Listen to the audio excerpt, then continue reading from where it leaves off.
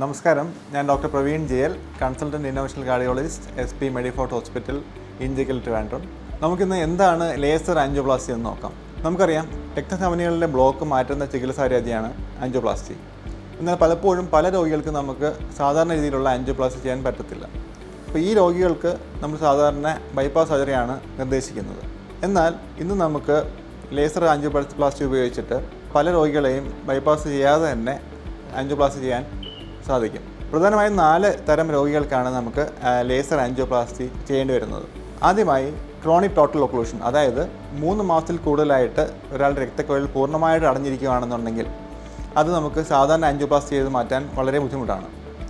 ഒരുപക്ഷെ നമുക്ക് ഈ ബ്ലോക്കിൽ കൂടി ഒരു വയർ കടത്താൻ സാധിച്ചേക്കും, പക്ഷേ ഏറ്റവും ചെറിയ ബലൂൺ പോലും അതുവഴി കടന്നു പോകാൻ പറ്റാത്തൊരു അവസ്ഥ വന്നേക്കാം. ഇത്തരം രോഗികൾക്ക് നമുക്ക് ഈ ലേസർ ആൻജിയോപ്ലാസ്റ്റി ഉപയോഗിച്ചിട്ട് ഈ ബലൂൺ കടത്താനുള്ള ഒരു വഴി ഉണ്ടാക്കിയെടുത്ത് അതുവഴി ബലൂൺ കൊണ്ടുപോയി സാധാരണ ആൻജിയോപ്ലാസ്റ്റി പോലെ തന്നെ അത് കംപ്ലീറ്റ് ചെയ്ത് രോഗിയുടെ അസുഖം അല്ലെങ്കിൽ നെഞ്ചുവേദന വളരെയധികം കുറയ്ക്കാൻ സാധിക്കും. അടുത്തതായി ലേസർ ആൻജിയോപ്ലാസ്റ്റി ഏറ്റവും ഫലപ്രദമായിട്ട് ഉപയോഗിക്കാൻ പറ്റുന്ന ഒരു വിഭാഗം രോഗികളെന്ന് പറയുന്നത് കാൽസ്യം അടങ്ങിയ ബ്ലോക്കുള്ളവരാണ്. ഈ കാൽസ്യം നമുക്ക് ആൻജിയോപ്ലാസ്റ്റിയുടെ ഒരു എനിമിയാണ്. കാരണം നമുക്കറിയാം, നമ്മൾ ഈ ബ്ലോക്കിനുള്ളിൽ കൂടി വയർ പാസ് ചെയ്ത് ബലൂൺ വികസിപ്പിച്ചാണ് അവിടെ സെൻറ്റിട്ട് ബ്ലോക്ക് മാറ്റുന്നത്. എന്നാൽ കാൽസ്യം ഉള്ള ബ്ലോക്കുകൾക്ക് നമുക്ക് ബലൂൺ ഫുള്ളായിട്ട് എക്സ്പാൻഡ് ചെയ്യാൻ വളരെ ബുദ്ധിമുട്ടാണ്.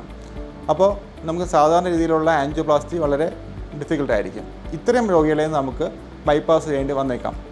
എന്നാൽ നമുക്ക് ഇന്ന് ലേസർ ആൻജിയോപ്ലാസ്റ്റി ഉപയോഗിച്ചിട്ട് ഈ ബ്ലോക്കിൻ്റെ കാഠിന്യം വളരെയധികം കുറച്ച് ബ്ലോക്കിനെ മൃദുവാക്കിയ ശേഷം സാധാരണ രീതിയിലുള്ള ബലൂൺ ഡയലറ്റേഷൻ വഴി ആൻജിയോപ്ലാസ്റ്റി ചെയ്യാൻ സാധിക്കും.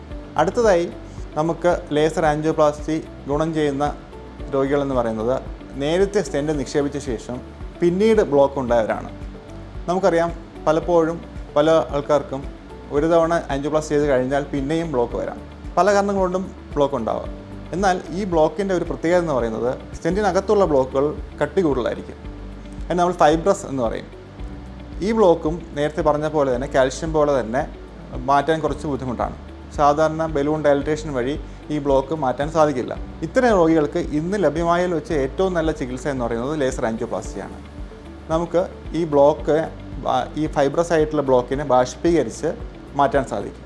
ഇത്തരം രോഗികൾക്ക്, ഈ സ്റ്റെൻറ്റിനകത്ത് ബ്ലോക്ക് വന്ന രോഗികൾക്ക് 2 അഡ്വാൻറ്റേജ് ഉണ്ട്. ഒന്ന്, നമുക്ക് ഈ ബ്ലോക്ക് നന്നായിട്ട് മാറ്റാൻ സാധിക്കും. 2, മിക്കവാറും ഇത്തരം രോഗികൾക്ക് നമുക്കൊരു പുതിയ സ്റ്റെൻറ്റ് നിക്ഷേപിക്കേണ്ടി വരാറില്ല. കാരണം അവർക്ക് ഓൾറെഡി ഒരു സ്റ്റെൻറ്റ് ഉള്ളതുകൊണ്ട് പുതിയ സ്റ്റെൻറ്റ് വേണ്ടി വരത്തില്ല. അടുത്തതായി ലേസർ ആൻജിയോപ്ലാസ്റ്റി ഏറ്റവും ഗുണം ചെയ്യുന്ന രോഗികളെന്ന് പറയുന്നത് ഹാർട്ട് അറ്റാക്ക് രോഗികളാണ്. നമുക്കറിയാം, നമ്മുടെ ഇന്ത്യയിൽ നമ്മളിന്ന് ഫേസ് ചെയ്തുകൊണ്ടിരിക്കുന്ന ഏറ്റവും വലിയൊരു പ്രശ്നം എന്ന് പറയുന്നത് സമയത്ത് ഈ അറ്റാക്കുള്ള രോഗിയെ കിട്ടുന്നില്ല എന്നുള്ളതാണ്. പലപ്പോഴും 4, 5, 6 മണിക്കൂർ കഴിഞ്ഞിട്ടായിരിക്കും നമുക്ക് അറ്റാക്കുള്ള രോഗികളെ കിട്ടുന്നത്. അപ്പോൾ എന്ത് പറ്റുമെന്ന് വെച്ചാൽ, ഈ സമയം താമസിക്കും തോറും ഹാർട്ട് അറ്റാക്ക് ഉണ്ടായ രോഗികൾക്ക് രക്തക്കുഴലിനുള്ളിൽ രക്തക്കട്ടകൾ അടിഞ്ഞു കൂടും. അതുപോലെ തന്നെ ചെറുപ്പക്കാരിൽ ഹാർട്ട് അറ്റാക്ക് വരുമ്പോഴും അവരുടെ രക്തക്കുഴലിനുള്ളിൽ കൂടുതലും രക്തക്കട്ടയായിരിക്കും. ഈ രക്തക്കട്ടയും നമുക്ക് ആൻജിയോപ്ലാസ്റ്റി ചെയ്യാൻ ഒരു ചലഞ്ചാണ്. കാരണം സാധാരണ രീതിയിലുള്ള ബലൂൺ ഡയലറ്റേഷൻ വഴി രക്തപ്രവാഹം നമുക്ക് പുനഃസ്ഥാപിക്കാൻ പറ്റത്തില്ല. കാരണം പലപ്പോഴും ബലൂൺ ഡയലറ്റ് ചെയ്യുമ്പോൾ ഈ ത്രോംബസ് അല്ലെങ്കിൽ രക്തക്കട്ട രക്തക്കുഴലിൻ്റെ താഴേക്ക് ഉതിർന്നു പോവുകയും താഴെയെല്ലാം ബ്ലോക്ക് ആക്കുകയും ചെയ്യും. അപ്പോൾ സാധാരണ നമ്മൾ ചെയ്യുന്നത് ത്രോംബസ് ആസ്പിറേഷൻ എന്ന് പറയും. അതായത് ഈ രക്തക്കട്ട വലിച്ചെടുക്കാം, അല്ലെങ്കിൽ അതിന് രക്തക്കട്ട അലിയിക്കാനുള്ള മരുന്ന് കൊടുക്കാം. പക്ഷേ ഇതൊക്കെ തന്നെയും കംപ്ലീറ്റ് ആയിട്ടുള്ള ഒരു രക്തപ്രവാഹം പുനഃസ്ഥാപിക്കാൻ പലപ്പോഴും നമ്മളെ സഹായിക്കാറില്ല. ഇത്തരം രോഗികൾക്ക് ഇന്ന് ലഭ്യമായതിൽ വെച്ച് ഏറ്റവും നല്ല ചികിത്സയും ലേസർ ആൻജിയോപ്ലാസ്റ്റിയാണ്. കാരണം ലേസർ ഉപയോഗിച്ച് നമുക്ക് ഈ രക്തക്കട്ടകളെ ബാഷ്പീകരിച്ച് മാറ്റാൻ സാധിക്കും. മറ്റൊന്നും തന്നെ ഉള്ളിൽ ലീവ് ചെയ്യാതെ പൂർണ്ണമായിട്ട് ബ്ലോക്ക് മാറ്റി പൂർണ്ണമായ അല്ലെങ്കിൽ കൃത്യമായ രക്തപ്രവാഹം പുനഃസ്ഥാപിക്കാൻ നമുക്ക് സാധിക്കും. ഇതാണ് നമ്മുടെ ലേസർ ആൻജിയോപ്ലാസ്റ്റി മെഷീൻ. ഈ കത്തീറ്റർ വഴി വളരെ കൺട്രോൾഡ് ആയിട്ടുള്ള ലേസർ കിരണങ്ങൾ ഈ ട്യൂബ് വഴി കടത്തിവിട്ടിട്ട് ഇത് വളരെ ചെറിയൊരു കത്തീറ്റർ വഴി നമ്മൾ ആൻജിയോപ്ലാസ്റ്റി ചെയ്യുന്ന സമയത്ത് രക്തക്കുഴലിനുള്ളിൽ എത്തിക്കുകയും അവിടെ വച്ചിട്ട് ഈ ലേസർ കിരണങ്ങൾ ഉപയോഗിച്ചിട്ട് ഈ ബ്ലോക്കിനെ ബാഷ്പീകരിച്ച് മാറ്റുകയാണ് നമ്മൾ ചെയ്യുന്നത്.